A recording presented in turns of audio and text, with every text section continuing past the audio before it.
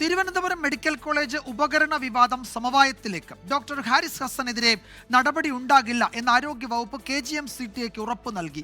ഇനി വിവാദങ്ങൾക്കില്ല എന്നും മാധ്യമങ്ങളോടൊന്നും സംസാരിക്കരുതെന്ന് സംഘടന നിർദ്ദേശം നൽകിയിട്ടുണ്ടെന്നും ഡോക്ടർ ഹാരിസ് ഹസനും പ്രതികരിച്ചു. ഡോക്ടർ ഹാരിസ് ഹസനെ നേരിൽ കണ്ട് ആരോഗ്യവകുപ്പ് മന്ത്രി വീണ ജോർജ് കാര്യങ്ങൾ ബോധ്യപ്പെടുത്തിയതിന് പിന്നാലെയാണ് സമവായ നീക്കം.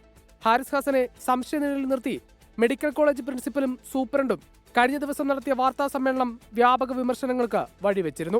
പിന്നാലെ KGM-CTAയും വിഷയത്തിൽ ഇടപെട്ടു. ഫർദർ എൻക്വയറി ഇതിൽ ആവശ്യമില്ല.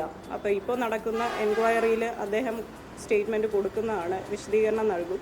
ആ വിശദീകരണം കിട്ടിക്കഴിഞ്ഞാൽ അദ്ദേഹത്തിനെതിരെയുള്ള നടപടികളിൽ നിന്ന് സർക്കാർ പിന്മാറണം എന്ന് തന്നെയാണ് ഞങ്ങളുടെ ആവശ്യം.